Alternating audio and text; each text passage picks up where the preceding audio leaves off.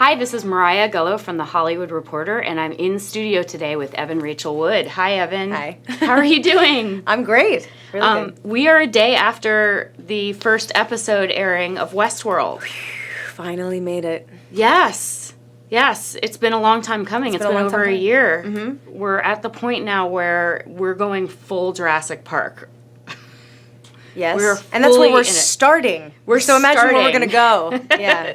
Yes, we talked a little bit off camera about how this season, as it unfolds, is really, really action-packed and is really, like, things are changing very quickly. The game is changing drastically every episode. I think the first season, there was kind of a build up into these reveals. World building. And this season, for me, is just one episode after the other. It's like the game expands and expands and expands and is so much bigger than you even thought possible. Mm-hmm. So I'm really, wait till episode 2. I'm pretty excited about that. So let's go over a couple of just some theories. I know that we can't really reveal anything. No. But I did want to ask you personally. Okay. Now that we know that there are 6 parks, do you know what all the 6 parks are? I do not know what all the 6 parks are. I know only the ones that we see on the show eventually. But I don't. We all have theories. Mm-hmm. We're finding out kind of as we get the scripts, and they don't really like us knowing anything before our characters know. So. Right, and I've heard that some characters get more information than others. Mm-hmm. Like Jimmy Simpson gets less information than Ed Harris because he's playing a younger version of himself. Exactly. But you're a host, so do you get more information? You would think. And especially this season, considering she has all of her memories, she's awake, she's taken control. I thought they would just tell me everything. Yeah. But they did not. They kept dropping bombs on me. I knew more than I did last season. Right. But I actually felt like I knew less this season. Wow. And Lisa Joy has said that the characters do evolve based on the actors who are cast for the roles. So did you see more of yourself or more of your interests in the new season? Yes, and I think what we saw in episode 1, in that first scene with Dolores, is that she has at least 3 different characters swimming around in there right now. And one of them is the Dolores that we know and love. One of them is this new character, Wyatt. Mm-hmm. And the other one is a version of herself that she is creating throughout season 2. So in those moments, especially even doing that scene, I realized I was just using my normal voice, no accent, still slightly like a heightened version of myself, but definitely bringing more of my real self into the character, which was very strange to get used to. Because we were so attached to how they were that now, since the rules have changed, the characters are changing, and so we have to kind of reinvent them, and it's weird. That first speech that you give when you're terrifying the customers. Yes. As kind of, like you said, this combination of Dolores and Wyatt. How did it feel to be delivering those lines? Because that was kind of a very masculine role. It was the role of a villain in a Western. Uh-huh. How did it feel to deliver those lines? This whole season really was like wearing a glove that didn't quite fit or that you weren't used to, because I had to do things and be commanding and be almost like a general. And people are, under my command, and I'm doling out orders, and I'm usually really good at memorizing my lines, but this season I had a really hard time because I've never been asked to play these kinds of roles before. Right. And so it was a very foreign thing, but very empowering and rare and but challenging because it was such a new set of shoes to wear. But that made it exciting. Yeah. Yeah, and you've said before that some of the things that make you uncomfortable about season 1, like the way that the hosts are treated, you said just hang in there because things are changing. So is season 2, like, are we there? Are we in the place now where we can be like, all right? I would say so, yes. Yeah. Yes, most definitely. It's a completely equal playing field now between hosts and humans. And we're in the war. This is the season of the war. Yeah. There's some of the headier theories and philosophies that kind of circulate in this world. It's like my favorite part of the show. Yeah. So what do you think about that, like the theory of the bicameral mind or any of the higher consciousness thoughts? Well, it's interesting. So the bicameral mind, we were talking about this before the cameras were rolling, is about consciousness and hearing the voice in your head and thinking, before we really knew what that meant, thinking somebody was talking to you, and then we realized that since we don't know what consciousness is, we've tried to pinpoint it as it's a conversation with yourself. It's you being able to talk to yourself and realizing that that's you speaking to you. But before we knew what that was, we thought God was talking to us, or voices. It's why there's that amazing scene with Anthony and I at the end of season 1 where he shows the painting on the ceiling of the Sistine Chapel and saying, look, there's been clues in plain sight. And I think that really sums up the show. I think what we're asking the audience to do is not take anything for granted and to think that one step further and to maybe look at things differently for different answers and to actually question the nature of your reality, which I feel like I do every day on the show anyway. I usually have an existential crisis after every season because it truly makes me look at the world differently.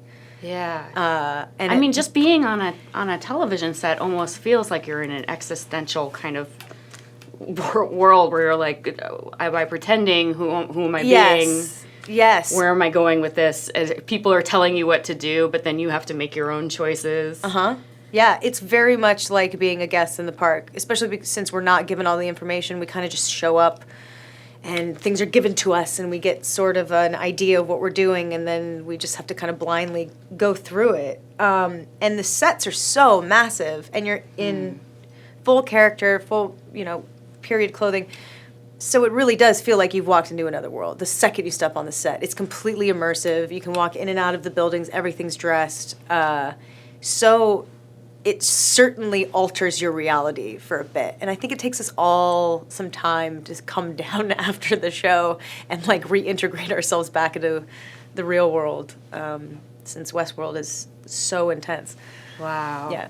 And then we're also, once again, in this season, playing around with multiple timelines. Oh, yeah. Can you tell us anything about that? Are things going to become more clear as the season goes on? Or are we going to continually be confused and be watching for, Arnold's tie or Bernard's tie to change?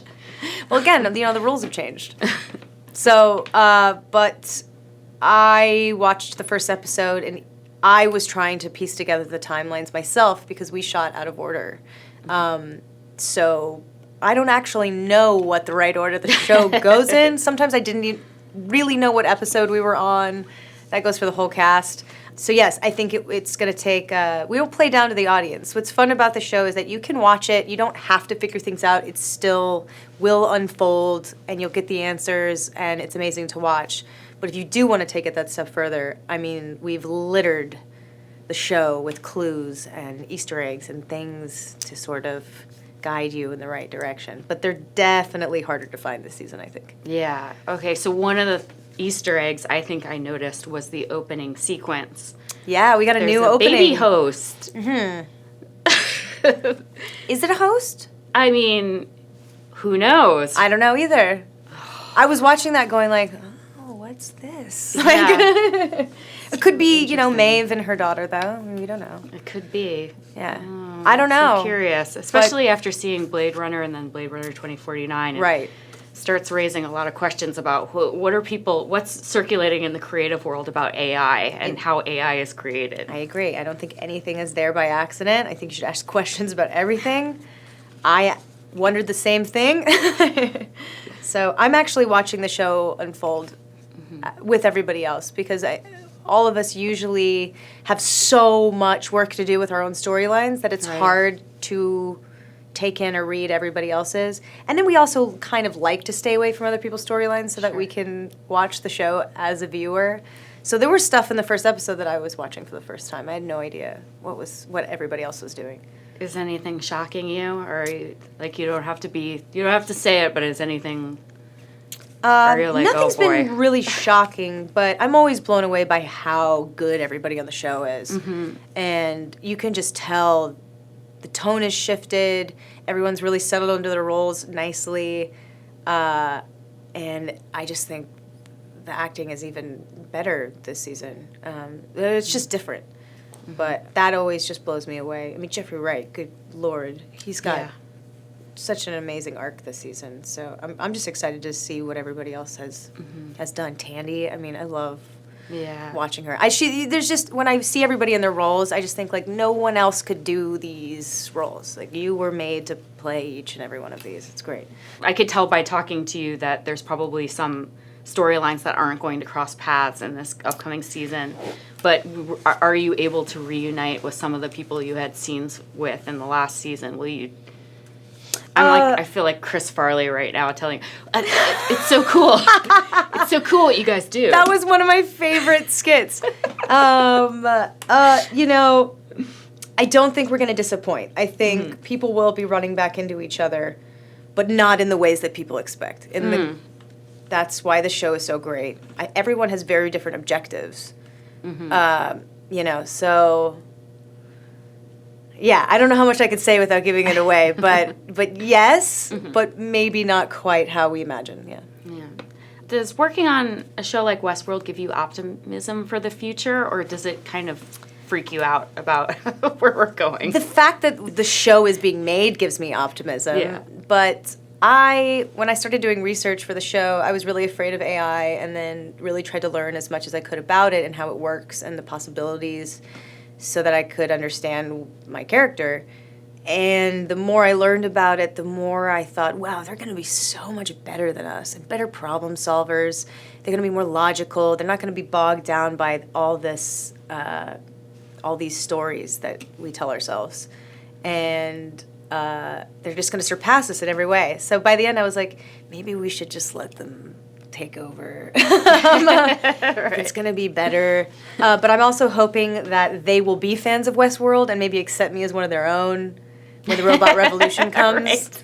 That's what I'm hoping for. Right. Just blend in. Exactly. You know, in the past year, I've interviewed a lot of people, and most everybody says that they were affected pretty profoundly by the election and just the events that happened in the country after the election. But I believe that you were particularly affected. It sent me to a bit of a 10. Yeah. You know, you've now decided to share. To use your experiences as a platform for others. Yes. So where do you want to go with that? Like, what is the goal? I think the goal is to humanize people and to create a sense of empathy, to understand different points of view so that we can care more and actually do something about it. But also to build a community of survivors and of people in need of that, so that they know they're not alone, and to have resources, and so that we can help people cope and deal. But, you know, also what's been amazing about these movements and everything that's been happening is that we're really talking about it in a different way. And now the next step is to actually put that into action and really change things. And so I think that's what we're trying to do. And that's what, you know, Tandy's been doing for years. And a lot, you know, all the women on the show really do mirror their characters in similar ways because of that. Yeah. And you have an opportunity now to work on some of your personal projects. Do you have anything? I'm still making music. I'm kind of doing solo stuff and playing some shows around LA with my good friend Zane Carney. And I'm writing. I write a column for Nylon occasionally. Very close to getting some of my own films made. I'm really starting to, Westworld's been wonderful. I shadow all the directors. I try to learn as much as I can, cool. Because they're the best of the best. And so I want to get behind the camera one day and make my own things. So that's kind of what I've been doing while I've been off of Westworld. Exciting. Really just recuperating until I have to go back into the park. Yeah. Well, as you are out of the park, we get to go into the park. So, Evan, thank you very much. And hold on to something. we look forward to the next few Sundays. I can't wait for people to see the next episode. Yeah, that's when we're really going to go into some uncharted territory, and the stakes will be raised. Can you give me one word? Give me one word to tease it out. Where are we? Where are I we? mean, that's not one word. It's one, like, question. Yeah. Yeah. Westworld, everybody. Bye. Bye.